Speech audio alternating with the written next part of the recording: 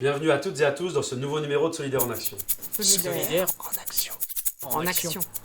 Je voulais revenir avec vous sur la question des retraites. C'est une énorme arnaque qu'on nous prépare.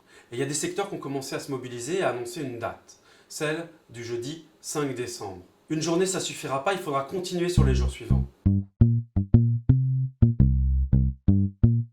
Alors aujourd'hui, il faut qu'on aille voir les collègues, qu'on aille voir les camarades, qu'on fasse des réunions d'information. Est-ce qu'on a envie de perdre notre vie à la gagner ? Est-ce qu'on a envie d'avoir des pensions de misère ? Nous, on dit non. Et on sait qu'on a la capacité, si on s'y met toutes et tous ensemble, de les bloquer, d'imposer un autre avenir.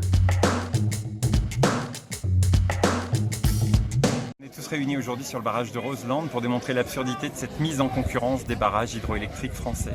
Il y a 3 domaines sur lesquels le gouvernement pourrait s'appuyer pour sauver les barrages. Le premier, c'est l'eau.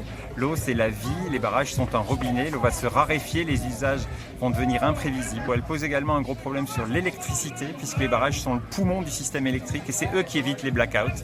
Donner la clé de la lumière en même temps que la clé de l'eau à des opérateurs privés est une hérésie. Et enfin, cette eau est retenue par des murs de béton qui sont fragiles, qu'il faut entretenir. Et les intérêts privés, on peut imaginer que pour faire baisser les prix, ils grappilleront les budgets de maintenance et que par conséquent, ces barrages deviendront plus fragiles. Derrière les centrales nucléaires, ce sont les objets industriels les plus dangereux de France. Et ensuite, il y a 3 mensonges de l'État.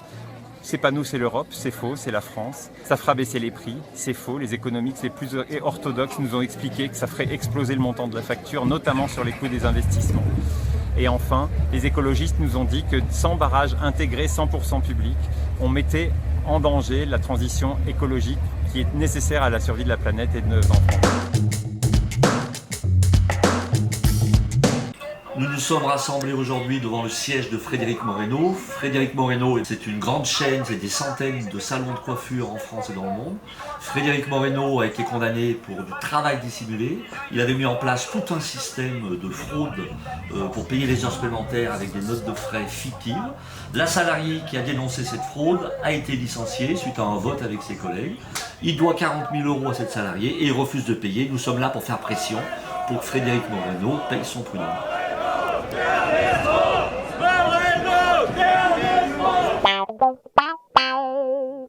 Aujourd'hui, on reçoit Emmanuel de Sud Chimie, qui vient de la région de Rouen, et qui va pouvoir nous parler de la façon dont vous intervenez syndicalement suite à l'incendie à Lubrizol. L'ampleur de la catastrophe fait qu'on ne peut pas rester inactif, avoir la vérité sur l'événement, sur tout ce qui a été relargué, sur la pollution des sols, de l'environnement, sur les conséquences sanitaires qu'on rencontre et qu'on va rencontrer dans les années à venir sur la région rouennaise. Sud Chimie avec Solidaire 76, on s'est engagé dans un collectif pour la vérité et pour impliquer la responsabilité à la fois de Lubrizol et la complicité des services de l'État. L'action à venir, la prochaine action, ce sera une réunion publique le 17 octobre.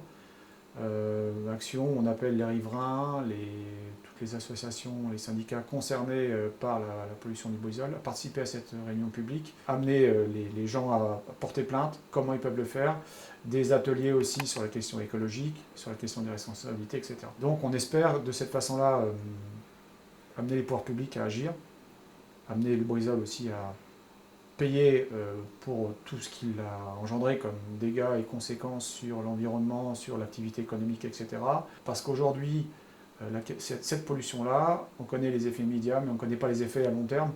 Et on pense, très raisonnablement, vu les toxiques rejetés, que les effets peuvent aller sur 20, 30, 40 ans.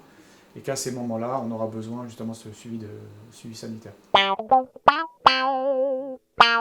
On reçoit Muriel, du secrétaire national et de la commission femmes de Solidaire, qui va nous expliquer un petit peu mieux ce qui se passe en ce moment sur la question des féminicides, des violences et une mobilisation au mois de novembre.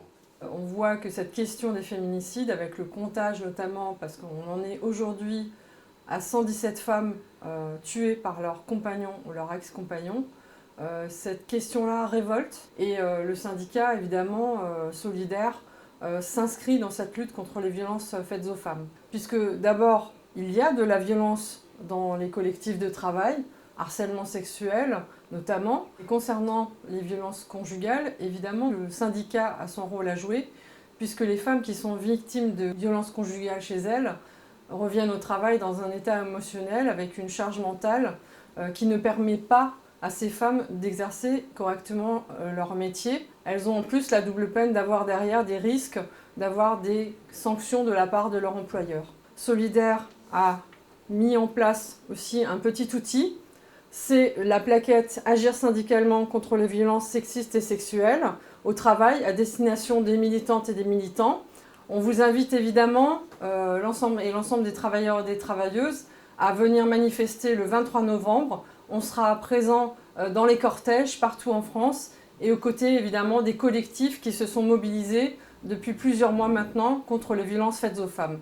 Voilà, c'est la fin de ce numéro de Solidaires en Action. Les vidéos de lutte, on en a besoin. Et une seule adresse pour ça, c'est action@solidaire.org. En attendant, faites tourner cette vidéo, likez, faites-la suivre. À bientôt. Salut camarades.